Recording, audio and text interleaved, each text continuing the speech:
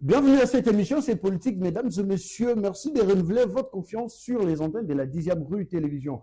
Pour les amateurs du football, vous l'avez suivi comme tout le monde hier à travers nos petits écrans communs. Est-ce que l'Espagne a été sacrée pour la 2e fois champion du monde en battant, bien évidemment, l'adversaire du jour qui était l'Argentine? Donc, plusieurs Congolais même, je dirais, étaient derrière cette équipe d'Argentine parce qu'ils ont l'air Messi, mais ces derniers étaient incapables de marquer pendant toute une rencontre. Avec 0 tir cadré, nous ne pouvons que féliciter l'équipe championne. Et donc, en parlant de la République démocratique du Congo qui a laissé belle impression à cette 23e édition de la Coupe du Monde, nous espérons que les Léopards reviendront en 2030. Les Léopards reviendront avec force pour justement franchir une autre étape que celle-ci qui nous a vite tombé. Bienvenue. En plateau des invités, mesdames et messieurs, pour tourner autour de la thématique, vous le savez, le chef de l'État Félix Antoine Tshisekedi Tshilombo, les garants des institutions de la République, avaient reçu le week-end les confessions religieuses pour échanger avec cette dernière autour de ces pourparlers entre Congolais. Nous les disons ici, les dialogues, et les chefs de l'État est partant. La grande question reste celle de savoir qui seront parties prenantes à ces dialogues. C'est là où les débats s'invitent, c'est politique. C'est pour une première de recevoir en plateau un frère, parce qu'il est congolais, de bonne qualité, j'espère, mais aussi il est le président de la Ligue des jeunes du parti UDPS Kibasa, du ministre Augustin Kibasa. Et donc, Faustel, ensemble avec lui, on va devoir tourner autour de la thématique. Bonjour et bienvenue. Bonjour, monsieur Nicolas. Le plaisir est nôtre de participer à ce jour à cette émission, une grande émission d'ailleurs. Je voudrais vous féliciter parce que j'ai à visionner quelques images de cette émission. Je pense que les Congolais vous suivent énormément. Merci. Allez. Merci d'être là et surtout d'être accessible, de répondre à notre invitation. On commence avec le football. Vous avez suivi la rencontre hier. En vous voyant déjà comme ça, vous soutenez Léo Messi, hier qui était incapable en tout cas de marquer un seul but alors que les Argentins l'attendaient pour cette finale. Bon, moi, je pense que la défaite d'hier, c'était tellement logique. Parce qu'au vu du tournoi, au vu de la tactique qui a été mise en place par l'entraîneur argentin, Lionel Scaloni, je pense que du point de vue footballistique, il n'y avait pas grand-chose à mettre sous la dent. Pourquoi? Parce que l'adversaire était à la hauteur ou bien? Non, si vous avez regardé les matchs de l'Argentine, vous pouvez vous faire une certaine idée. L'Argentine jouait trop défensif. Depuis les matchs à élimination directe, en commençant par le Cap-Vert, l'Égypte, la Suisse et même l'Angleterre, vous allez vous rendre compte que ça a été tellement difficile. Ces joueurs-là ne pouvaient pas encore tenir une finale comme ça. C'était vraiment une erreur des tactiques. Et je pense que même tous les spécialistes en matière de football sont unanimes sur la question. L'entraîneur a fauché tactiquement. Et je m'en vais saluer l'expertise de l'entraîneur espagnol qui a mis en place une très belle équipe, qui n'a encaissé qu'un seul but depuis le début du tournoi. C'est une première en Coupe du Monde. Et je pense que ça, c'est une prouesse à féliciter. Et il faut mettre un point d'honneur.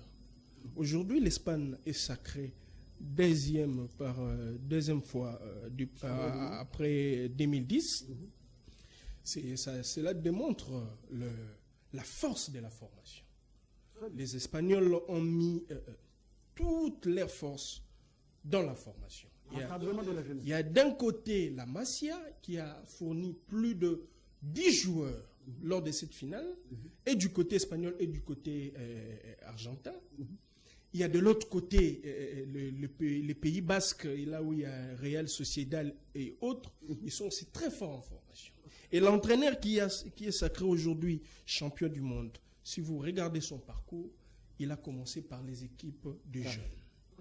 19 ans, moins de 17 ans, moins de 19 ans, moins de 21 ans. Il a fait les équipes d'âge. Exactement. Et jusque même à rafler l'Euro en 2024 et aujourd'hui la Coupe du Monde. C'est-à-dire que les parcours ne mentent pas. Ce sont des gens qui se sont mis, ils ont mis des moyens, ils ont réfléchi comment former une équipe capable d'aller remporter un trophée. Ça doit aussi nous inspirer, nous, en tant que Congolais. Nous devrions aussi mettre de l'intelligence. Je pense qu'avec la nouvelle équipe qui a été mise en place au niveau de la FECOFA, on va vraiment mettre, je pense que c'est un routier, il connaît très bien le football parce ayant été secrétaire général à la FIFA, je pense qu'il a de la matière. Il connaît ce qu'il peut nous vendre pour permettre à ce qu'on ait des équipes d'âge très fortes. Parce qu'aujourd'hui, en matière de football, la cacophonie ne nous amènera aucun trophée, aucun bon résultat. Il faut se mettre dans la tête au travail, bien travailler, bien peaufiner les stratégies. Mais déjà, le U23, les Oupars, c'est déjà des jeunes qui prouvent que s'ils sont bien encadrés, ils peuvent faire quelque chose. Ils peuvent être utiles pour la sélection. Mais surtout, côté financier, il faut qu'on se le dise. Depuis l'avènement de Félix Tshisekedi, l'équipe nationale n'a plus, ne pose plus ces problèmes des moyens en termes de prise en charge de nos joueurs, ce qui est une bonne chose. Et d'ailleurs, cette Coupe du Monde nous a permis de rafler à peu près 15 millions de dollars. Cet argent permettra justement à la FECOFA d'organiser les équipes d'âge en République démocratique du Congo pour envisager déjà 2030, 4 ans de préparation à tous les niveaux. Donc, ça peut nous permettre d'avoir une très bonne équipe nationale solide, efficace, pouvant faire face aux grandes équipes mondiales. Oui, nous attendons les résultats parce que cet argent, c'est à la FECOFA de gérer. C'est au gouvernement aussi de veiller, de veiller avec un œil vigilant sur cette gestion, quoique l'aspect politique ne doit pas s'immiscer dans les affaires sportives. Mais je pense simplement que nous avons intérêt à bien canaliser ces fonds pour permettre à ces jeunes-là d'être très bien formés. Et c'est seulement comme ça. C'est seulement comme ça qu'on peut espérer faire bonne figure. Merci beaucoup, cher ami Forstel, d'être là. Je rappelle que vous êtes le président de la Ligue de jeunes du parti UDPS Kibasa. Allez, André Dédié Babadi, bonjour et bienvenue. Vous êtes de l'UDPS Tshisekedi, mais ici nous vous recevons comme communicateur de l'Union Sacrée. Bonjour et bon début de semaine à vous. Merci, M. Chris. Bonjour. Je salue tout notre peuple et la base naturelle des Mitènes du Kimvu là, qui sont connectés pour suivre l'intégralité de cette thématique. Je salue également mon co-débatteur. Et puis, je félicite la grande chaîne. J'ai vu les innovations, quand même, félicitations. Il faut dire, monsieur DG Kamba. DG Kamba, maintenant, il n'y a pas match entre d'autres chaînes. Voilà. Vraiment. Allez, vous avez suivi la finale hier, jusqu'à la fin? Non.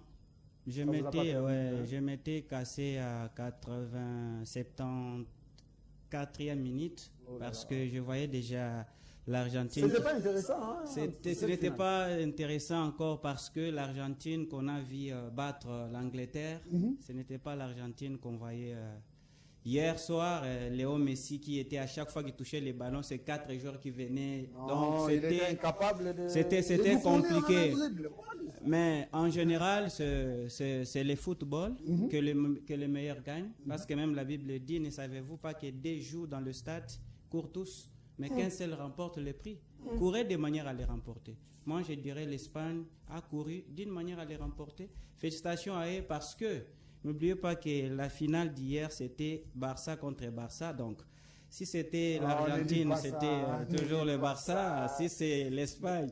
Mais en général, félicitations à eux tous parce qu'ils étaient nombreux. Quand même, ils ont montré de quoi ils étaient capables. Le petit Yamal a un avenir clair déjà à 19 ans. À 19 ans, il remporte la Coupe du Monde. Donc, je petit, il a beaucoup à donner.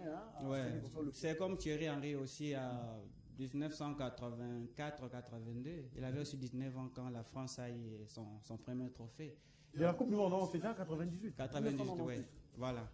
Alors, Yamal a encore un avenir. Donc, Mbappé également, à 18 ans. Mbappé aussi, donc tout ça, ce sont des stars qui nous réjouissent et qui nous stimulent aussi pour... Mais il ne faut pas oublier la petite finale, hein, c'était bien avant, où la France n'a pas pu supporter la chaleur de la petite finale face à l'Angleterre. Oui, vous savez, l'équipe de la France, c'est une équipe africaine. Parce que si vous voyez la France refuse, c'est comme ça. Il refuse comment? Parce que vous voyez l'Angleterre, les combres dans tout ça, en Angleterre, tous les joueurs qui ont joué cette Coupe du Monde, ce sont toujours les originaires de l'Angleterre. C'est différent avec la France. Mais l'Espagne, non. Hein, L'Espagne, non, il y a des couacs. Yamal, déjà, c'est un Africain.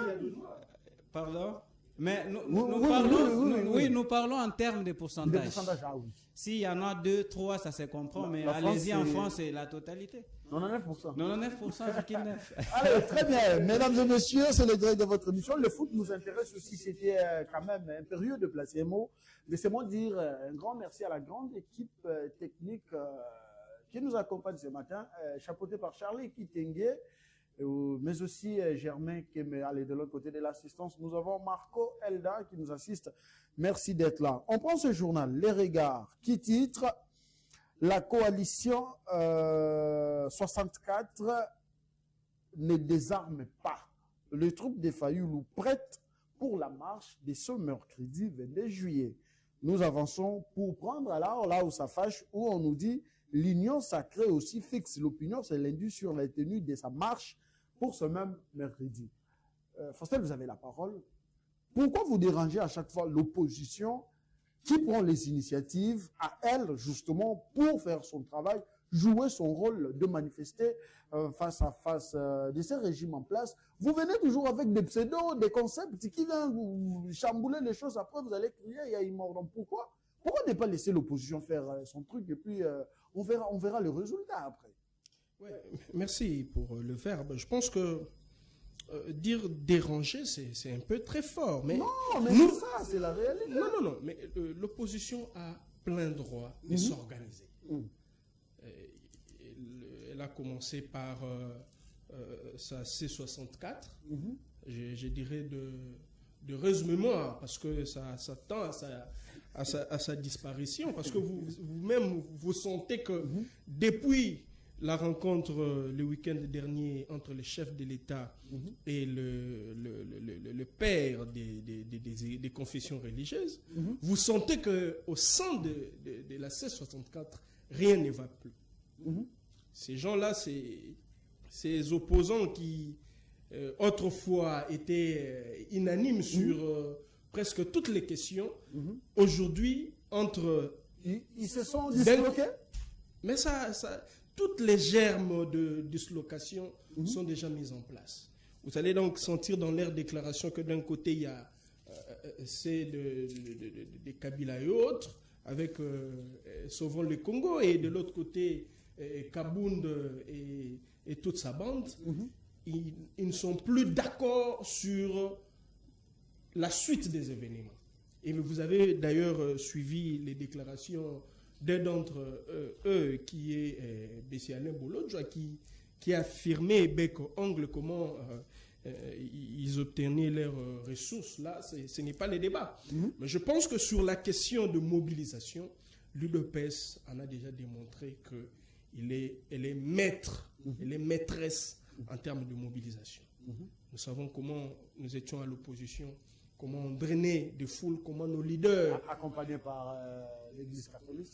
Non, ça c'est faux, c'est très faux. Je pense que le combat de l'UDPS n'est pas à confondre avec toute la composition des circonstances. Ce n'est pas à confondre avec toute la composition des circonstances. Pour un tel objectif, nous pouvons nous coaliser pour atteindre un objectif donné. Mais cela ne veut pas dire que la mobilisation que nous menions à cette époque-là, c'était à cause de l'Église catholique. Alors si on doit creuser cette affaire, il y a Kabound, les secrétaires généraux de l'UDPS, président Augustin Kabouya, qui n'a pipé mot quant à cette déclaration d'André Mbata. C'est-à-dire, l'Union sacrée fait appel et l'UDPS, c'est ce qu'il dit, recule justement pour laisser l'opposition faire. Mais moi, je ne sais pas à quel jeu joue Mbata. Excusez-moi, mais moi, je ne sais pas. Je n'arrive pas à comprendre. Je suis de l'union sacrée, mais quand les choses ne vont pas, il faut les dire. Moi, je ne sais pas à quel jeu joue Mbata. Parce que, sur base de quelle analyse politique nous allons, nous, en tant que parti au pouvoir ou mouvance au pouvoir, organiser la marche le même jour où l'opposition l'organise. Je ne trouve pas d'intérêt. Mais comme Mbata dit, je ne trouve pas, s'il vous plaît, je ne trouve pas des dividendes. Laissons l'opposition manifester. Et c'est de l'air plein droit. C'est à la police de jouer son rôle. C'est à la police. Nous, l'UDPS, nous prenons la non-violence. Ça, c'est de un. Nous, l'UDPS, notre combat, nos martyrs, c'est pour la démocratie et l'état de droit. Si nos amis de l'opposition veulent manifester, c'est de leur droit. Et d'ailleurs, on vient d'apprendre qu'aujourd'hui, ils vont se rencontrer. D'ailleurs, c'est pour une probable annulation de cette marche-là. Comment ils organisent une marche le 22? Vous voulez aussi organiser une marche le même jour? Moi, ici, je suis dans la logique du CG et président AI et Augustin Kabouya. Je lui tire un chapeau. Par rapport à la lecture politique, il faudrait organiser une marche séparée de celles organisées par l'opposition, peut-être 2 jours, 1 jour. Ce sera un point d'honneur pour marquer la différence entre l'eau et le vent. Est-ce que l'air est importante ou soit en place pour l'UDPS, l'Union sacrée, le parti au pouvoir, justement, d'aller des marches en marche alors que la population attend de cette majorité présidentielle le résultat sur terrain? Nous voyons le président de la République qui se bat justement pour doter l'armée les moyens qu'il faut, de sorte que l'armée fasse son travail, d'accomplir sa mission, celle de protéger les Congolais et leurs biens, de protéger les territoires de la République, ce qui est en train d'être fait. Du côté social, le président de la République, ensemble avec le gouvernement, il se bat. Mais pourquoi certains acolytes, certains justement collaborateurs du chef n'arrivent pas à comprendre que ce n'est pas l'heure de marcher, ce n'est pas l'heure d'aller remplir les rues, mais c'est l'heure de donner le résultat à la population. Pourquoi ils n'arrivent pas à comprendre cela? Le chef de l'État est un institutionnel. Tous les autres membres du gouvernement sont des institutionnels, ils font leur travail. Mais cela n'enlève en rien, en tant que parti politique, que nous, particulièrement UDPS Kibasa, que nous puissions accompagner notre leader qui est le chef de l'État, Félix-Antoine Tshisekedi. Ça ne nous empêche pas. Et ils font leur travail. Ils bossent pour que notre armée puisse se revigorer, puisse monter en flèche et récupérer les territoires occupés, malencontreusement aujourd'hui par l'ennemi.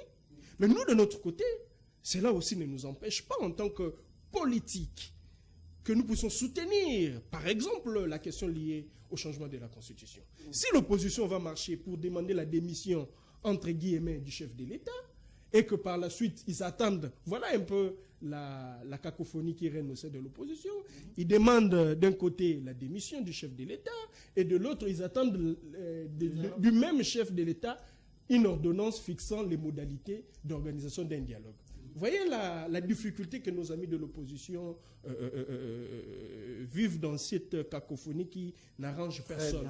Nous, de notre côté, nous allons nous mobiliser pour faire entendre notre voix que nous voulons changer des textes. Nous voulons avoir des textes adaptés à nos réalités et que, de la manière la plus sobre qui soit, nous voulons que le peuple congolais puisse se prononcer. Voilà la position que nous allons brandir le jour où nous allons lancer si je comprends bien, cette marche-là. Les marches, parlons des marches, les marches qui seront organisées par la mouvance présidentielle vont justement aller dans le sens d'appuyer cette démarche de changer la constitution de la République. Exactement. Très bien, merci. Exactement. Allez, André Dédier, vous avez la parole. Pourquoi déranger l'opposition? Pourquoi ne pas laisser l'opposition manifester? C'est à la police de jouer son rôle, celui d'encadrer les manifestants pour qu'il n'y ait pas de saccagement et tout ce qui va avec. Monsieur Chris, si Cette question-là, moi je dirais, permettez-moi le terme, bien que c'est constitutionnel parce que notre constitution reconnaît l'opposition, je vous ai toujours dit que nous avons des profitants positionnistes et non l'opposition. J'en parle à chaque fois en répétition. Nos amis ont droit de manifester. Maintenant, les tombres dans ce qu'ils veulent, c'est quoi? Et nous, l'UDPS, est-ce que c'est au vient singe qu'on apprend les grimaces? On n'a pas peur de l'opposition. La procédure de Mbata, c'est pour cela, moi je l'ai toujours dit, Mbata, des fois, c'est un fauteur de troubles. Parce qu'on ne résout jamais un problème par un autre problème. Chaque problème doit être résolu par une solution. Est-ce que la solution, c'est de sortir à la même date que celle de l'opposition? Parce que cette opposition est en train de chercher juste qu'il y ait même des morts. Pour prendre cette responsabilité-là et coller sur Tshisekedi. On ne va pas coller sur Mbata. Oui. Ça sera sur Tshisekedi. Ça sera sur Tshisekedi. Donc, leur mission, c'est ça, qui est les affrontements. Et supposons... Est-ce qu'il n'y a pas quelqu'un qui peut interdire Mbata d'arrêter ce qu'il est en train de faire? Supposons, d'abord, Mbata en tant que professeur des universités, soi-disant, secrétaire permanent, il ne doit pas ignorer... Il est professeur. Il ne doit pas ignorer les notions administratives. Même moi qui est analphabète, je sais qu'aucun secrétaire permanent ne peut jamais signer un communiqué sans consulter le présidium. D'une manière administrative. Mais l'Union sacrée a un présidium dont fait partie l'honorable, le président de l'intérim, Augustin Kabouya. Et si vous avez affaire à un secrétaire qui se réveille d'un bon matin, et ici le communiqué, sans consulter le présidium, et vous voulez que les gens puissent accepter ça? C'est l'inarchie. Donc, pour vous, la logique des Mbata est irrationnelle. Irrationnelle. L'idée est bonne, mais donc la forme est bonne, mais le fond n'est pas bon. Est biaisé. C'est donner de la matière. Donc, vous êtes derrière Augustin Kabouya, lui qui s'est retiré. Bon, qui laisse voir les choses. J'ai dit Augustin, et puis dans la vie, monsieur Augustin, les points de divergence n'est pas une division. Des fois, les gens interprètent très mal. Par exemple, vous avez préparé les pondous. Moi, je te dis, mais c'est Christ aujourd'hui, je vais manger les matembele. Il faut comprendre que pourquoi lui veut manger les matembele. Mbata est devenu un dictateur zaïrois. Mbata prend des décisions d'une manière hasardeuse, sans consensus, et il publie comme ça. Et si aujourd'hui, il y aura des affrontements, est-ce que la responsabilité sera sur les épaules de Mbata? On va coller ça sur le président de la République. Et moi, je pensais que il aurait fallu qu'on organise une marche, il faut attendre, par exemple, eux les 22 et nous les 23. Et nos amis de l'opposition, ils ont un problème sérieux. Lesquels? Vous vous souvenez, aux États-Unis, je pense, je ne connais pas la date, je vais fouiller, il y a eu des manifestants qui sont allés au Palais de la Nation. Vous savez ce qui avait arrivé? La Maison Blanche. La Maison Blanche. Vous savez ce qui était arrivé? C'était quoi? Parce qu'ils étaient frappés, il y a eu des morts. Parce que là, c'est une résidence officielle du chef de l'État. La présidence est la première institution du pays. Donc là, ils n'ont pas affaire à la police. C'est les GR qui protègent le chef de l'État. La garde républicaine. Oui. Elle ne blague pas. Mais je dis qu'on mettra que 2 sur où c'est magasin Kitambo.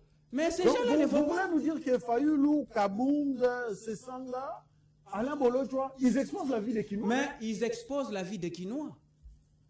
Regardez après les discours de la Senko. Quand je vous disais que ce sont les coureurs des deniers publics au détriment du peuple congolais, aujourd'hui tout le monde est apaisé. Pourquoi? Ces mêmes dialogues qu'ils sont en train de chercher aujourd'hui. Tu sais qu'Ed, dès son accession au pouvoir, il avait tendu la main à tout le monde. Ils ont refusé. Mais aujourd'hui, pourquoi ils veulent le dialogue? Katumbi était venu à l'époque. Katumbi, Monsengo, et sur la conférence de presse que le chef de l'État a tenue, il a dit, donnez-moi des garanties. Si aujourd'hui j'ai convoqué le dialogue, la guerre prendra fin à l'Est. Il a accepté de tenir ce dialogue. C'est déjà la thématique. Le chef de l'État accepte d'organiser les dialogues. Dire qu'il accepte maintenant, c'est faux. Non, pas maintenant. Il a toujours accepté. Il est favorable. Voilà. Il est favorable pour un dialogue entre Congolais, parce qu'il est demandé et sollicité. Ouais. Alors, a-t-il reçu les garanties dont fait-il allusion? Je crois, oui. Suivez Ambongo. Ambongo qui vous dit, le chef de l'État, c'est un bon père. Il a compris que c'est le moment de s'asseoir par rapport aux modalités qu'il nous a proposées. C'est que Tshisekedi n'est pas enfant. Il les a dit que peut-être d'entrer dans le jeu, il leur a dit que ces dialogues ici, ceux qui ont touché aux armes ne vont pas participer. Il était clair. Ceux qui ont le main avec les sangs ne vont pas participer. Et d'aider les combres, la base de ces dialogues, le premier point sera la révision constitutionnelle. Oh non! Mais je vous dis... L'opposition est favorable pour les dialogues, mais elle dit non au changement de la Constitution. Comment est-ce que... D'abord, vous savez que le dialogue n'est pas constitutionnel. Aucun article de notre Constitution n'est pas du dialogue. Mais il y a aucune disposition constitutionnelle qui évoque le dialogue. Et le dialogue n'est pas une imposition. C'est une demande. C'est une demande. Qu'on peut ou n'est pas accepté. Qu'on peut ou n'est pas accepté. Et quand les articles, par exemple, 23, 69, 25, qui parlent aussi d'une autre manière de dialoguer, c'est quand le peuple réclame, par exemple, la liberté d'expression. Quand le peuple réclame la pluralité des partis politiques. Mais quand le dialogue devient un partage des cadeaux, ça, ce n'est pas un dialogue. C'est quoi?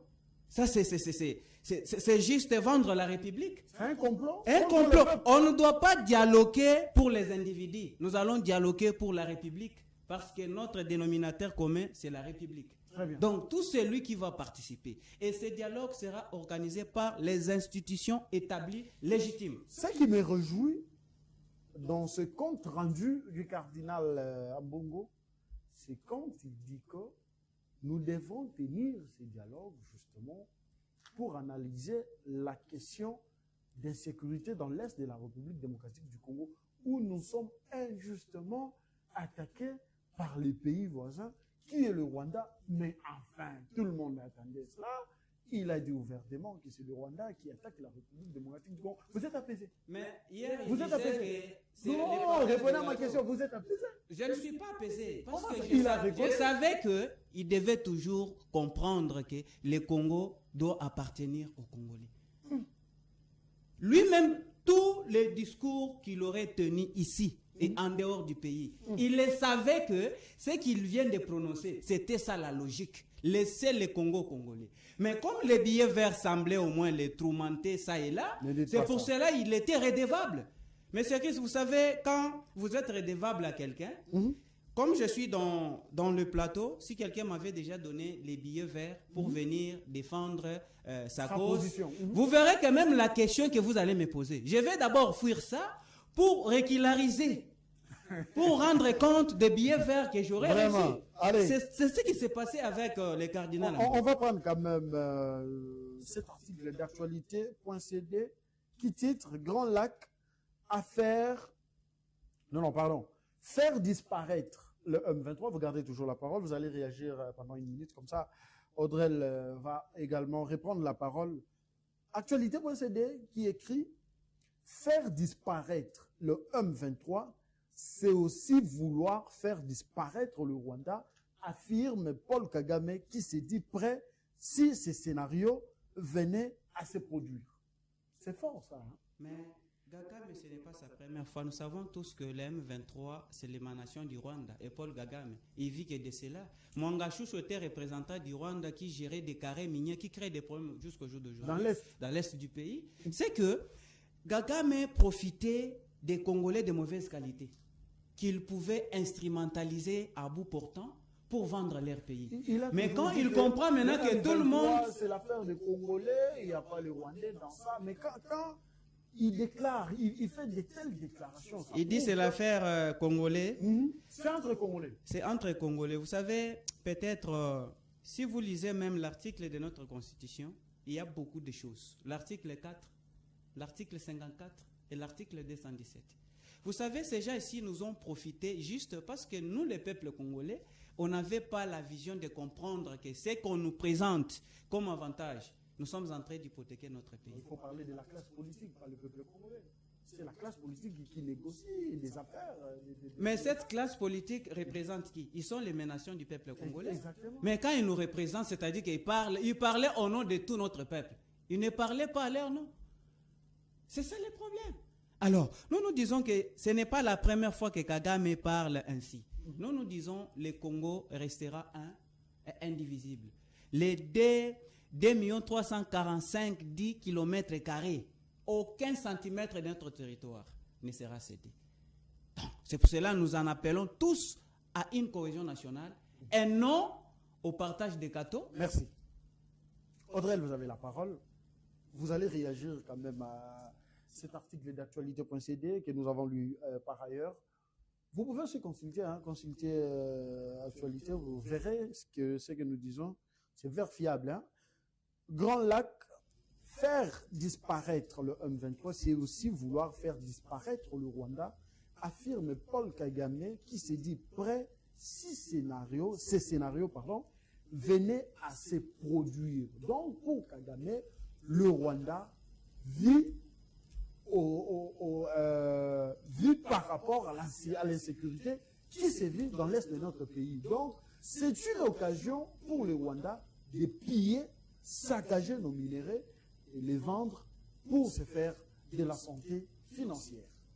Non, monsieur Mukuna, moi je pense que venant de Paul Kagame, qui a des velléités expansionnistes, ça ne me surprend pas. Ce qui me surprend le plus, c'est la déclaration du cardinal Ambongo. Ça, c'est une surprise. Il a reconnu. Pourquoi je dis que c'est une surprise? Parce que vous vous souviendrez que dans ces pays, on a posé à multiples reprises la question au père de l'ECC et de la Sanko, la question de savoir si c'était le Rwanda qui agressait à travers les M23. La RDC. La RDC, ils avaient du mal à répondre à cette question-là. Je ne sais pas. Je ne sais pas. Je ne dirai pas billet vert comme les camarades l'ont dit, parce que je n'ai pas de preuves. Mais je me dis simplement que je suis surpris. Autant surpris, mais aussi heureux. Parce que finalement, devant les évidences... Vous avez des sentiments. Exactement. Devant les évidences, on s'incline, comme on dit chez nous en droit. Parce que devant les évidences, moi, je tambolate. Atambole, asali, mangou, mais pourquoi papa na maman na. C'est ça la réalité. Aujourd'hui, la réalité nous rattrape. Pourquoi je dis que la réalité nous rattrape? Le président de la République, Félix-Antoine Tshisekedi, est resté droit dans ses bottes. Il l'a dit. Il l'a répété à qui voulait l'entendre. Que je voulais d'un dialogue. Mais d'un dialogue sincère. Entre Congolais. Voilà les conditionnalités qu'il donnait. Mais c'est là où il y a débat. S'il vous plaît, j'en arrive. C'est là où il y a débat. J'en arrive. Je vous donne d'abord les conditions et puis vous allez me relancer, s'il vous plaît. Il dit, je voulais d'un dialogue sincère entre Congolais, mais un dialogue organisé par les institutions. Qui dit institution? Ici, on voit les chefs de l'État. Par les articles 69 suivants de la Constitution. Il est le chef de l'État, garant du bon fonctionnement des institutions et consort. C'est lui qui devrait organiser ces dialogues, piloter. Mais que ce soit à Kinshasa, c'était aussi l'une des conditions. Un dialogue organisé par les institutions à Kinshasa pour que tous les acteurs congolais consciencieux de bonne qualité, j'insiste sur cette problématique parce qu'il y a des mauvaises qualités aussi, des Congolais de bonne qualité puissent se mettre et discuter pour qu'ensemble nous puissions mettre un point d'honneur pour condamner l'agression qui nous a infligée malencontreusement par les Rwandais. Aujourd'hui, le président de la République ne s'est pas dédié. Par contre, Senko et CC, ils ont dit le contraire. Ils ont affirmé le contraire de ce qu'ils disaient auparavant. À la sortie de leur rencontre avec les chefs de l'État, j'ai aimé là où le cardinal Ambongo a cité nommément les Rwandais en disant que nous sommes agressés par les Rwandais. Mais qu'est-ce qui se passe? En affirmant à qui veut entendre que c'est les Rwandais qui nous agressent, il pointe du doigt les M23. L'AFC aussi.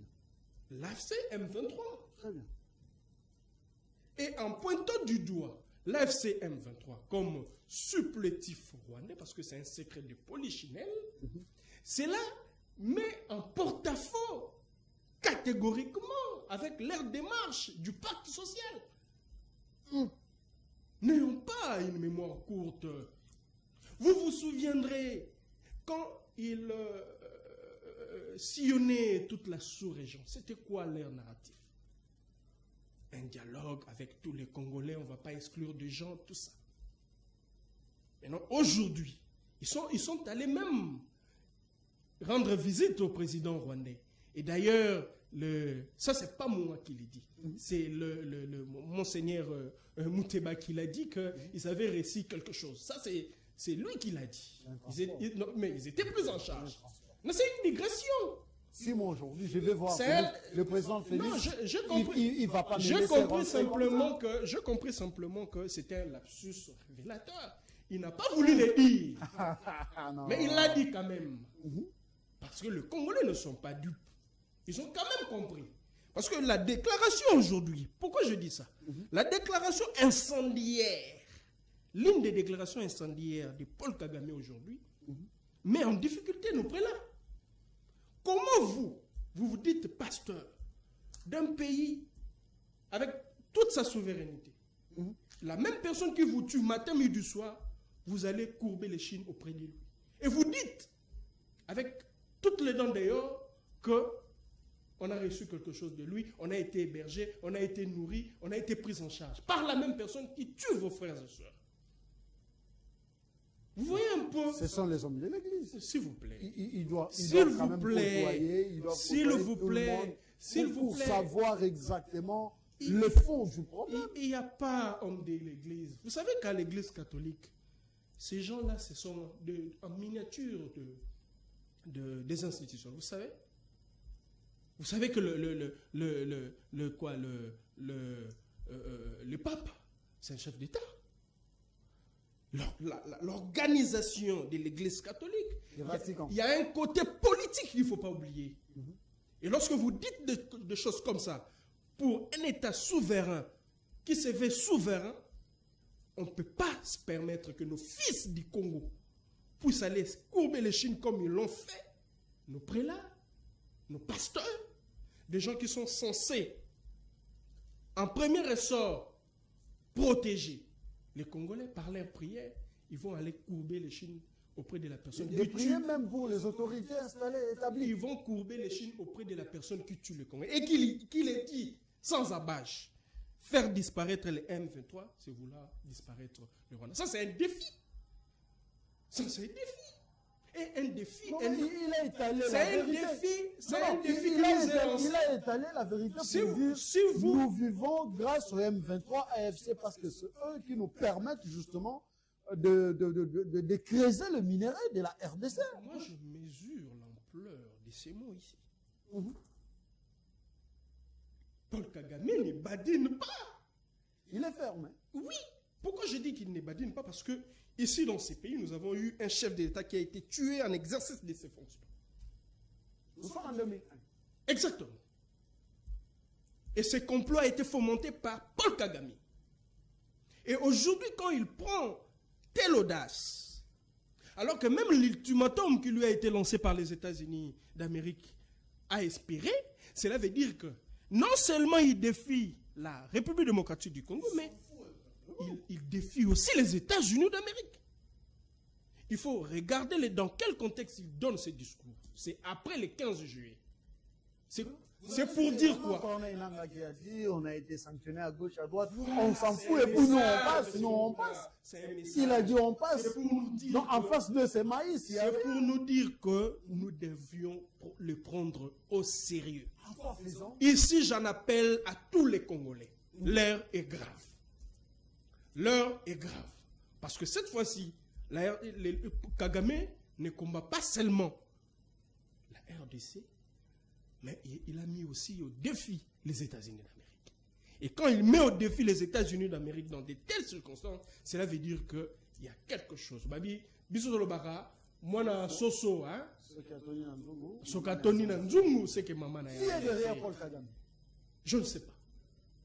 Mais je pense que. Vous l'avez dit tantôt, je pense qu'il y a parmi. Il défie les États-Unis. Il défie les États-Unis. Parmi, La RDC. parmi, je ne sais pas, mais je peux vous en citer un pays. Allez-y. La France. La France. La France, pour Donc, ses c'est intérêts. pour dire qui toucherait à Kagame, touche à la France. Je vous dis qu'aujourd'hui, Expliquez-nous quand même. On aimerait comprendre. je vais vous donner des éléments. Allez-y. Le premier. Vous savez que aux côtés des M23, il y a des mercenaires français qui combattent. Vous savez? Non, attendez, je vous donne un fait. Aux côtés des AFC M23, il y a les mercenaires français qui combattent. Vous savez que la France, après avoir perdu le Sahel, le nouveau Sahel de la France, c'est la région des Grands Lacs, plus particulièrement la RDC. Ça, c'est l'information. Il faut saluer le courage d'Ibrahim. Ça, c'est l'information que je vous donne. Et ça, c'est l'analyse que moi, je mène en tant que politique. Le nouveau Sahel de la France, c'est la région des Grands Lacs. Et c'est pourquoi vous voyez que Macron, avec tous ses affidés, ils vont fournir tous les efforts du monde pour mettre en confiance Kagame. Mais attendez, parce que vous avez évoqué les Sahel, nous avons au Faso Ibrahim Traoré qui a rompu les relations diplomatiques avec la France. Si nous avons constaté avec des éléments, des faits, que la France, justement, c'est elle qui vient en appui au Rwanda, pourquoi ne pas rompre les relations diplomatiques et puis envisager d'autres partenaires et engager, s'élancer dans des partenariats militaires, par exemple, pour justement apporter de l'aide, de l'appui à nos FARDC pour bouter hors état de nuire les ennemis qui sont dans nos murs. Je pense que le chef de l'État, un vieux routier diplomatique, parce qu'il connaît très bien cette matière-là, je pense qu'il y a des efforts qui sont consentis pour nous permettre à bien pointer du doigt ces gens-là, comme la France. Mais je pense, aujourd'hui, en termes de dialogue, comme l'a dit mon co-débatteur, s'il faudra changer la Constitution, moi j'ai toujours défendu cette thèse-là, parce que même pour changer la Constitution, nous devions parler. On ne saura pas changer cette Constitution si on ne dialogue pas. C'est pratiquement impossible. Ici, je m'en vais. C'est pourquoi j'avais salué la déclaration, cette fois-là, de l'ECC. Parce que vous savez, sur cette question du changement de la Constitution, il y a eu deux déclarations. Et celle de l'ECC et celle de la CENCO. Mais lorsque vous lisez avec lucidité la position donnée par les pères de l'ECC, vous allez sentir qu'ils ont sorti quelque chose de grandiose. Ils ont dit, on peut changer la Constitution, mais dialoguons. Très bien. Autour de cette table-là, il y aura aussi cette question-là qui sera évoquée pour trouver le consensus. Parce que la Constitution, c'est un map power, on ne saura pas la changer de manière cavalière. Il faut faire appel à tous les Congolais pour qu'on en parle et trouver dessus pour les biens de l'État. C'était là Forstel Audrey, il est président de la Ligue de jeunes du parti IDPS Kibasa. Merci d'être avec nous ce matin, mesdames et messieurs. Merci également à vous tous qui nous suivez. Vous êtes en vacances. Merci de réitérer votre confiance sur les antennes de la 10e rue de télévision. Mesdames et messieurs, c'est toujours un plaisir de partager ces bons moments avec vous. Nous décryptons l'actualité en République démocratique du Congo qui reste cependant dominée par l'échange entre le président Tshisekedi et les confessions religieuses. Ces derniers promet, il rassure justement aux confessions religieuses qu'il est partant pour dialoguer. Mais la grande question reste celle de savoir, vous allez noter cette question, à quand viendra ces dialogues? Parce que moi, je ne vois pas, c'est une analyse personnelle, je ne vois pas le chef de l'État tenir ces dialogues pendant son mandat. Il doit travailler. Il a la confiance de la population. La population l'a dit de gérer le pays pendant 5 ans. Tshisekedi doit d'abord exécuter, de gérer d'abord pendant 5 ans et le reste viendra après. Deuxième question, qui seront partie prenante? André Dédier, vous avez la parole. Merci, monsieur Chris. À quand viendra ce dialogue? Je crois qu'on n'avait pas voté Tshisekedi. Le peuple congolais ne s'était pas exprimé valablement aux urnes en 2023 pour que Tshisekedi gaspille son temps avec les dialogues inutiles. Dialoguer, ce n'est pas mauvais. C'est normal. Dans une famille, s'il y a un problème, on peut s'asseoir, on peut dialoguer, qu'on sort. Alors, mais ce n'est pas ça la mission qu'on avait confiée au président de la République. Était pour travailler pour le peuple congolais. Pendant 5 ans comme aujourd'hui, la RDC est comptée parmi les pays au monde. Nous sommes maintenant dans les concerts des nations. Félicitations Félix Tshisekedi. Maintenant, qui prendra part à ce dialogue? Ce n'est que les gens... N'oubliez pas que nous sommes en train de diriger actuellement la présidence du Conseil de sécurité des Nations Unies. Bien sûr que oui. Ce ne sont que des gens qui ont les mains innocentes qui prendront part. Tout c'est lui. Soyez clair. Regardez la population. Regardez la population. Dites-nous. Parce que la première question, vous avez répondu comme pour dire c'est qu'il doit d'abord travailler pour son peuple. Parce qu'il a 5 ans. Vous avez répondu à la première question. La deuxième question, c'est en termes de qui seront parties prenantes à ces dialogues, à ces pourparlers entre Congolais. Parce qu'Audrey il a dit ici que ces dialogues vont se tenir à Kinshasa. Qui seront parties prenantes? Parties prenantes, ce sont des personnes qui ont les mains innocentes, qui n'ont pas touché au sang. Utilisez des termes un peu clairs. Hein? Cela veut dire, les rebelles ne participeront pas. C'est là où ça fait débat. Là, je cite, permettez-moi, Allez-y. vous m'avez posé une question, je suis en train de rebondir. Allez-y. Kabila ne prendra pas part, Nanga, Katumbi et Matata Mponi. Vous n'êtes pas Tshisekedi, hein? Mais Tshisekedi, c'est moi qui a fait qu'il soit Tshisekedi, parce que j'étais aux urnes. Très bien. Ils sont l'émanation de nous, les petits peuples. Quand nous parlons ces choses, M. Chris, c'est-à-dire que même lui, le président de la République aujourd'hui, il n'est pas censé de satisfaire un groupe d'individus au détriment d'une majorité. Très bien. C'est-à-dire que même si lui prendra une décision peut-être contraire, Genève, permettez-moi, l'émission est en français. Oh! Et ce dialogue, vu que ça va se passer ici à Kinshasa, je crois que nous serons dehors pour comprendre les contenus de ce dialogue et les points qui seront inscrits à l'ordre du jour. Vous le savez déjà? Mais je peux proposer. Donnez-nous l'idée. Les premiers points inscrits à l'ordre du jour, la révision constitutionnelle. Oh, arrêtez ça. Arrêtez ça. Ce dialogue, il est convoqué suite à l'insécurité sécuritaire. Et ce qui cause, l'agent causal de cette insécurité, c'est la Constitution actuelle. L'article 4. Vous êtes déjà contredit, hein? Vous êtes déjà contredit à la maison. Non. Vous êtes déjà contredit. Mais je vous dis, aujourd'hui, quand on vous parle des minoritaires, c'est pour cela il y a eu la naissance des Minembres que nous voyons aujourd'hui.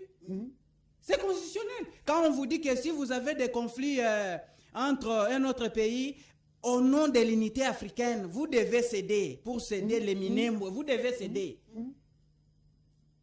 Et d'entrée de jeu, Monsieur Chris, je me pose aussi une question, bien que ce n'était pas la question que vous m'avez posée. Est-ce qu'au Rwanda, il y a la Senko? Si. Il y a aussi un cardinal qui fait des points de presse comme ici au Congo. Ils n'ont pas un cardinal là-bas, je ne crois pas. Ils n'ont pas un cardinal. En Afrique centrale, c'est peut-être nous et les Cameroun. Hein.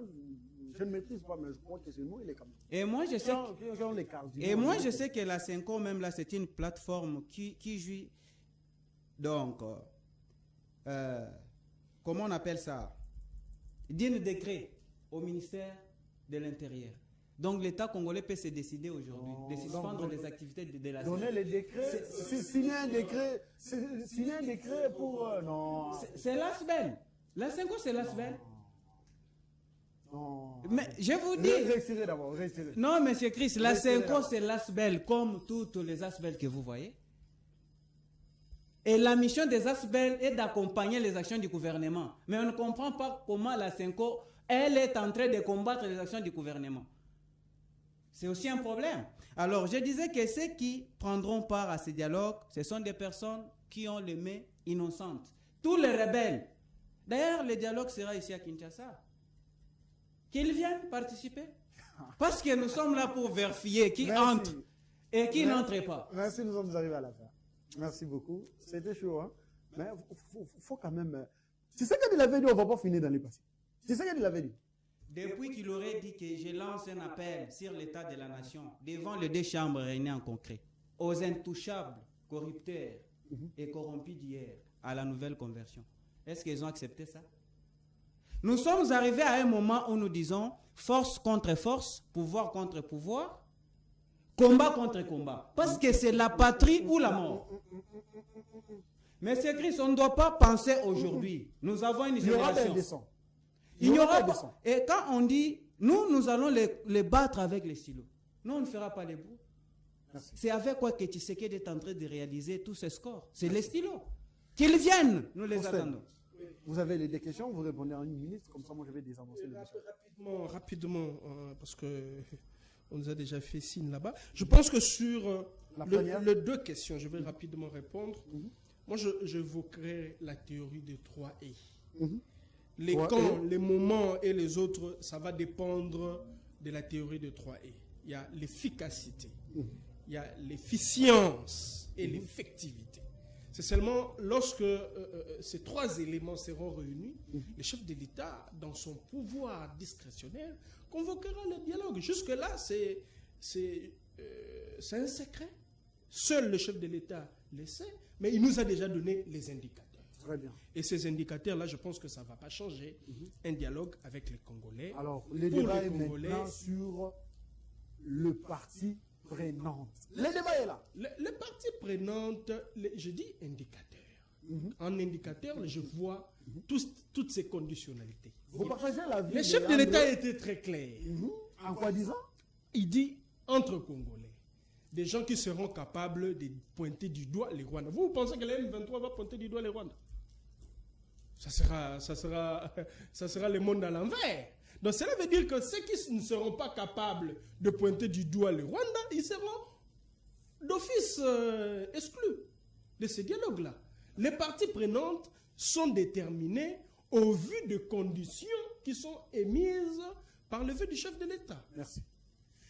C'était un plaisir de vous recevoir en plateau, chers invités, mais bien avant cela, mesdames et messieurs, c'est une petite communication pour vous. Hein, donc, vous voulez être chic, bien habillé, comme nous, personnellement, comme moi, faites confiance à la boutique chez Silkas. Et cette boutique d'habillement se trouve à Bandalungwa, donc en face de la station Bloc Bisengo. Donc, allez-y là, l'avenue Kassavou, numéro 58. Faites un tour. Il y a des sacs des dames.